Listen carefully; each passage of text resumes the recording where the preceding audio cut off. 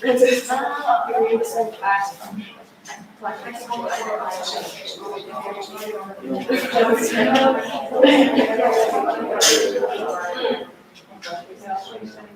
study that one high school? I think that's what it was. On my back here.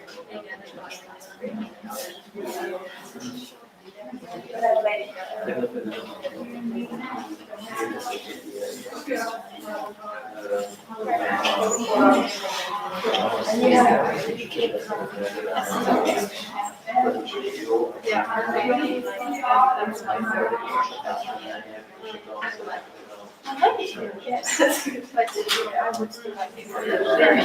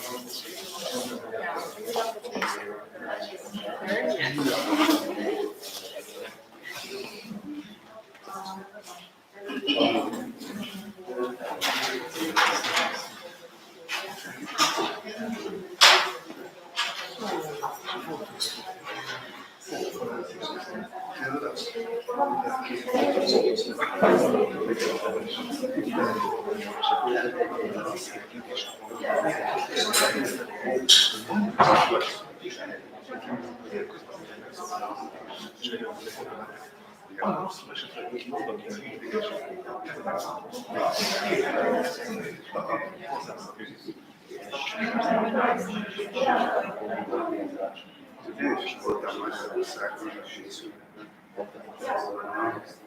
aztán meg is igen,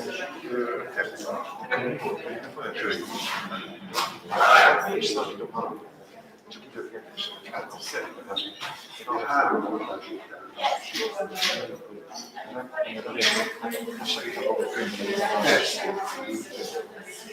nincs semmi egyéb is, nem kapodok rá, és tudtam tanítani.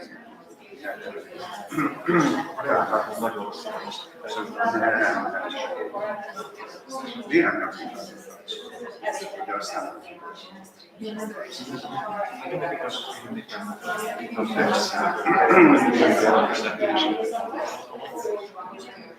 nem igazából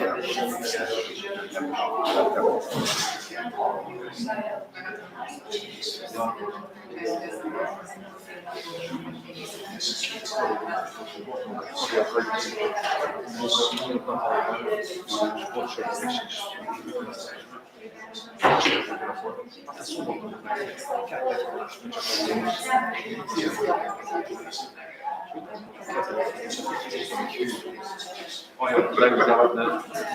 Igazából ezt nem csináltam. Azt mondom, hogy ott többesen ebben állt rajtam, ami nem is emlékezett, hogy semmi különböző nem is volt. Észre is volt, hogy nem megpontnál, azért kárvetlen volna pontot kötően. hát a legjobb volt, hogy nem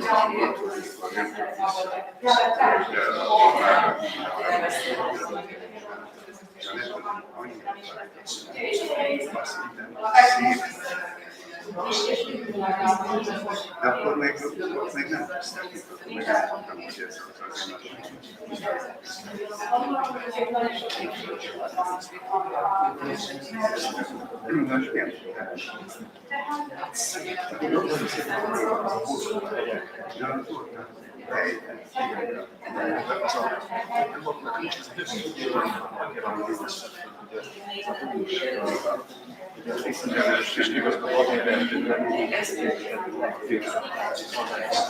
ilyen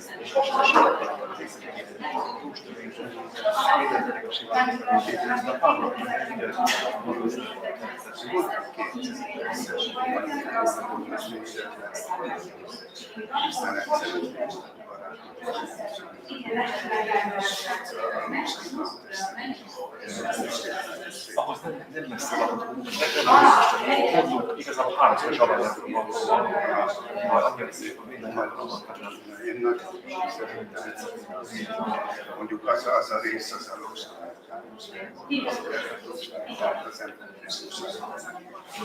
Hát mi az amerikánustól kicsit tartottunk a felé. Végül is nyilván egy apartman, szóval nagyon tetszett, mert nem volt túl súlyos, és így kell. És autót idegezgépről nem aztán még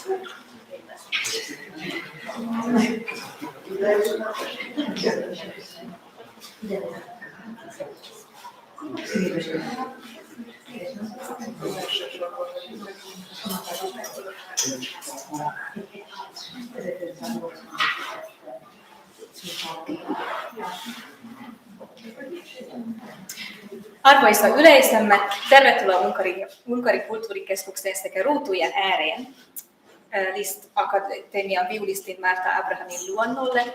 Márta tuli Erasmus Plus-opettaja-ohjelmalla tänne Helsinkiin pitämään mestarikurssia Sibelius Akatemian opiskelijoille. Ja nyt hän paljastaa meille Bachin Chaconnin salaisuuksia, joita hän on tutkinut jo vuosia. Ja sitten hän myös esittää teoksen. Dear audience, welcome to the Hungarian Cultural Center here in Helsinki, as well as on the online stream of this lecture held by Liszt Academy violinist and professor Márta Ábrahám.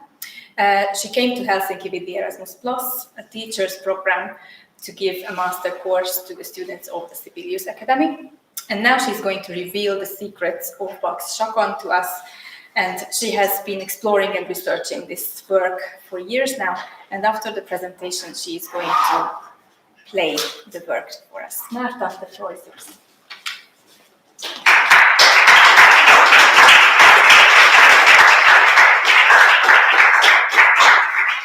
I would like to start with music.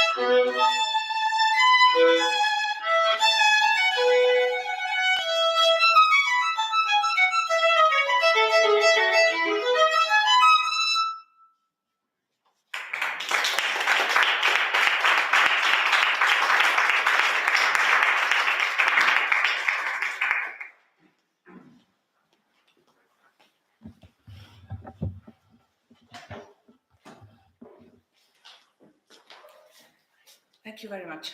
So I played a Preludium from E major partita because it was for me easy to start with music, and this is it was kind of overture, introduction to my main subject, which is the D minor partita and its fifth movement, the Chaconne.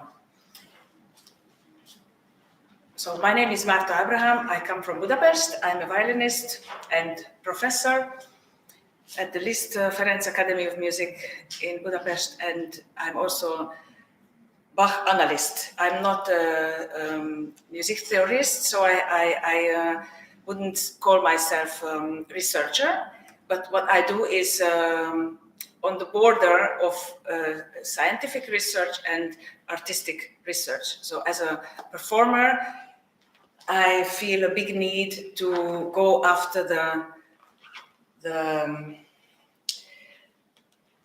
theory and the analysis of the piece, especially if we are talking about Bach, who composed the most complex and most high-level spiritual and intellectual musical pieces ever, I think.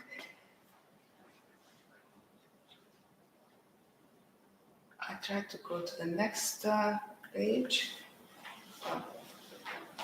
Here, okay. Use the arrows. So,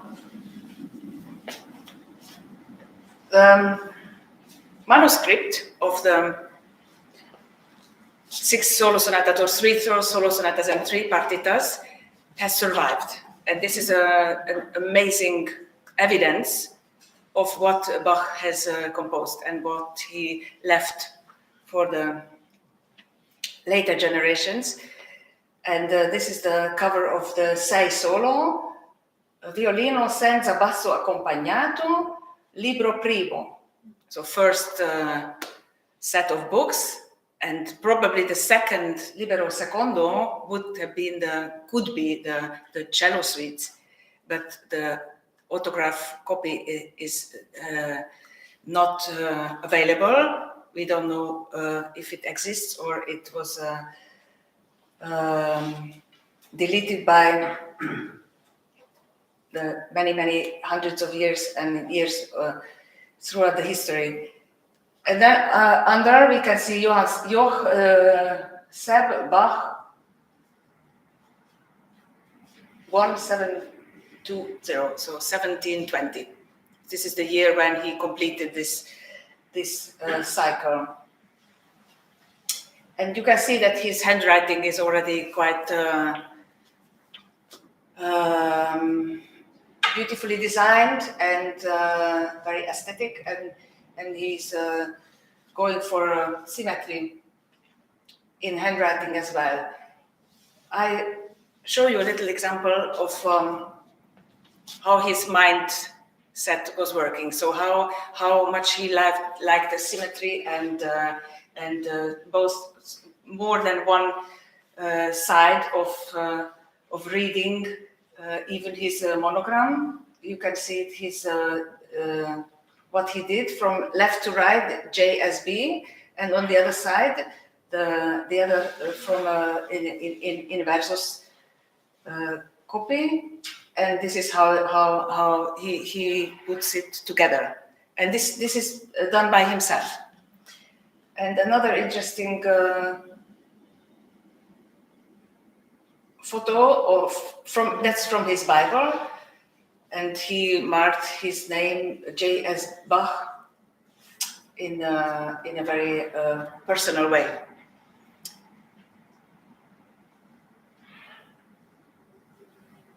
So the three partitas and sonatas are completing a nice scale. So this is the sonatas, and this is a pentatonic scale, and known from ancient times of music when Gregorian was starting to develop, and Arezzo Guido, if did you know this name, he made this basic book of scales, he gave names, and this is the hexachordum durum, which is again a proof and an evidence that Bach used very ancient patterns and old-fashioned musical elements and styles, and usually they say that he was with one foot in the past, because he used many Gregorians, and for example, the C major fugue is also composed on a Pentecostal hymn from the 11th century, which is very early. And that was arranged later by Martin Luther. He made a Lutheran church song, Komm Gott, Schöpfer, Heiliger Geist. And this is the Pentecost theme that is the main subject, main theme of the C major fugue. And also in the B minor mass, he uses Gregorian elements.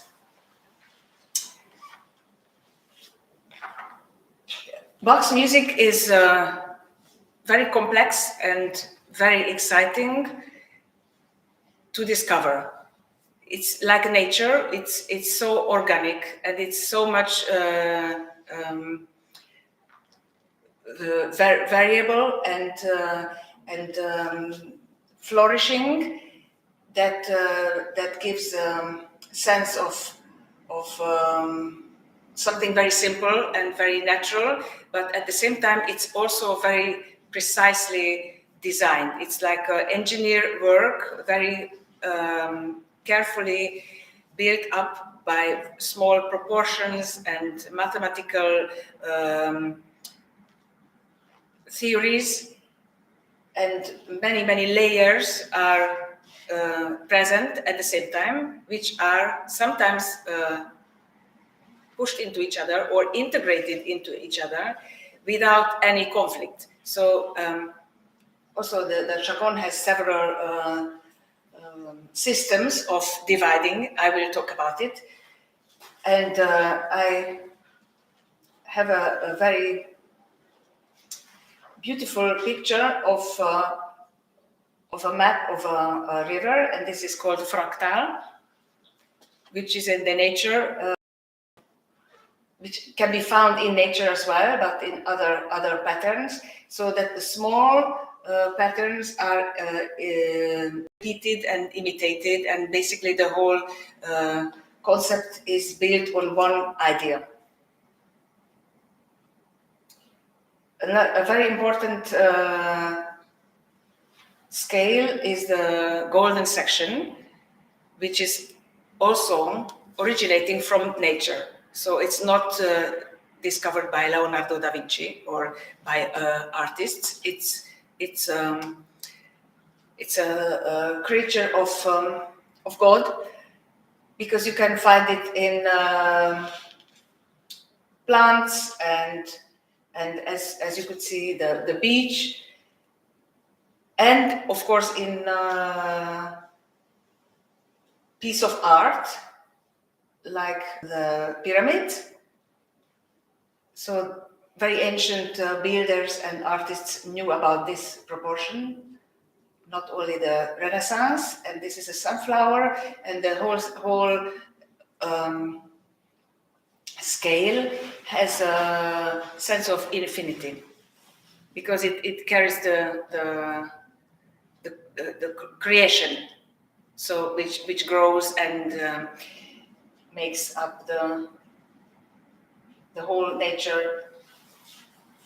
So our hands is also divided by golden section, as well as the violin and the human face.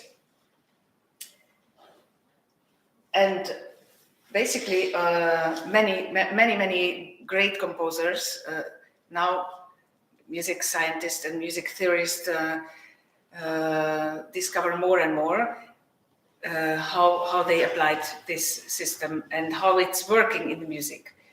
Because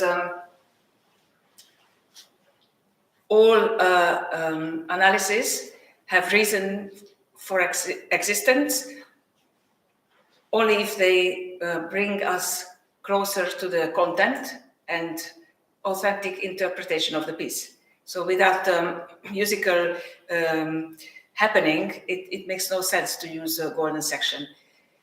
So the value of theoretical method lies in the fact that, like keys, they help us to discover previously incomprehensible details of the music and allow us to dig deeper in the secrets of the piece we are searching.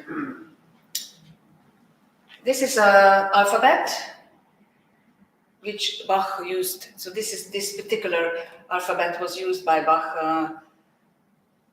very often. He treated it as a game, kind of quiz, so that he could convert letters to numbers and numbers back to letters, and also musical letters like A, B, C. And he could place several types of informations in his music. Probably you know what was the most common that he used very often. It's his own name. I might come back to this chart because you can see that A is 1, B is 2, C is 3, and H is 8, and altogether it's 14. And even Bach's name is very peculiar and very special. It's beyond understanding. So his name was 14. He likes two kinds of signatures most commonly. Joch Seb Bach, which it was not used so many times, but he used JSB, which we can check. J is equal to I. It's 9 and 11. No, it's not the. It's yes. So J.S. Bach is what he used most commonly. It's 41, which is the inverses of 14. So it's the same. And Johann Sebastian Bach, his full name adds up to 158. And if we add the numbers, the numerals, it's 1 plus 5 is 6, plus 8 is 14. So whatever variations you pick, his name always comes up to 14. And he must have realized it at early age, because many in his violin pieces and other pieces as well, we see that when 14, for example, 41st variation 41, that's the golden section moment in the Chaconne, and that's where it's a big turning point. So his name we can see in the musical setting. It's B-A-C-H. And on top of this musical possibility that he used so many times and inspired later composers, and they wrote also B-A-C-H variations. It's not only his name, but it's a cross motif as well. Because one step down, two notes up, and then one to the right. So it draws cross, which is also an important factor of Bach's life. And very often he identifies himself with Jesus, and he uses this kind of combination in his music. Just a small little example from the C major fugue. How this is the so the 14. This is the bar number, and in the previous bar, in the middle voice, you can see 1718, so A, G, A, H. That's the year of composition. Here you see the same voice, two C's, which is 3-3, that he says, I am 33 years old. He's writing, and from left to the right, A, and right to the side, like a seal, it's his name. Very elegant. So his mind was extremely combinatorial and without any limits of compositional techniques. The next picture is a little illustration for our research. This is a drawing by Leonardo da Vinci, that he was the first person that we know that he opened up the human body. Of course, it was forbidden at the time, but he was curious to see how the internal organs are related to each other and how they function.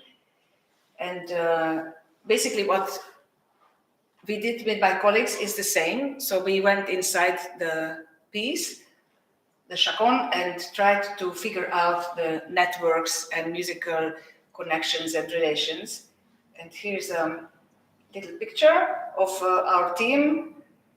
So Barnabás Dukai in the middle, he's my colleague, he's composer and Bach expert. I am on the left, and on my right is Evelyn Meyer, my student. She graduated last year, and she made all the musical graphics for us. And now I would show you a little example how we started working. So this is what I call X-raying the music, because this is the G minor fugue, and you can see that we wrote a score, like orchestra score or string quartet, and voices are separated from each other, and this way we can see what's going on and which material is a thema, what is not a thema. So if it's not a thema, what it is. And we even, this picture is a harmonic map explaining the harmonic plan and process, how it's built up from beginning until the end, and making a kind of statistics for ourselves. This is also examining different kinds of inversions. Rectus is the original, from left to right, and inversus is inverted to the horizontal side. Retrograde is from right to left, and retrograde inversus, when we invert, inversion goes from both sides. And that's something in music that really not obvious by the ear, sometimes it's possible to identify, but in the score, the motive and the visual experience is much quicker and stronger. This is the A minor fugue. This is also A minor fugue. Sometimes we write voices separately, and this is the first colored score that we did by hand, and it's very simple technique, but it allows us to see the structure of the fugue and the various areas and surfaces that come one after the other. So this is what the C major adagio looks like if we separate the 4 voices and make 4 violin ensemble.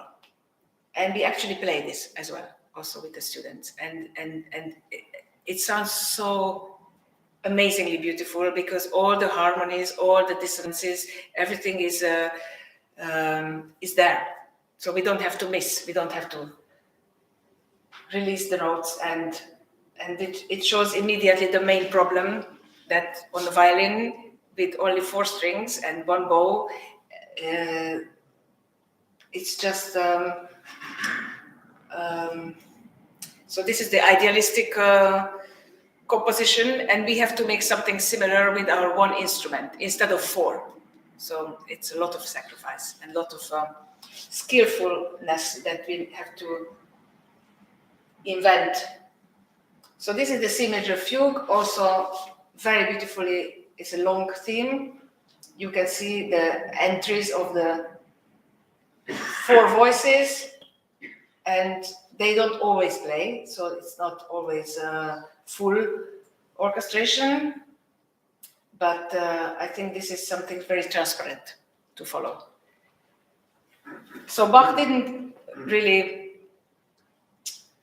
force making an analytical score for the player, so he just wrote everything on 1 stave, 1 line, and this is what the G minor fugue looks like in the autograph.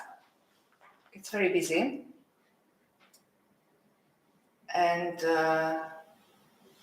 even though it's beautiful, but I wouldn't advise anybody to learn this from manuscript. The next one is the urtext.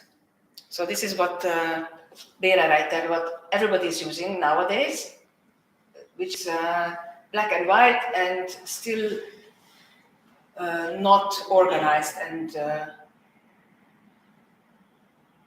in a polyphonic sense it's chaotic because it's impossible to realize which voice is which. So this is what we did with our color system, and the theme is always red, and we identify the counter subjects, and they have their own color throughout the whole movement. And black is always the least important, so black is the counterpoint. So as the interlude sections where usually 1 voice is present, and the playing can also adapt to that fact that it's not so intense musically, and it gives a sense of balance between the thematic and interlude parts. This is a list of the themes, and very interesting for violinists to see what Bach is doing with the themes. So how many ways he can vary and extend or shorten or add some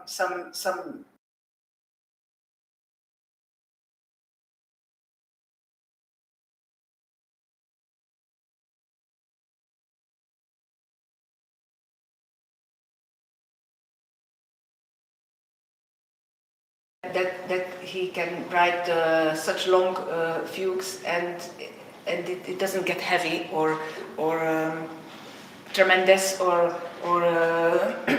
boring, because it has a whole idea behind and constructed very carefully.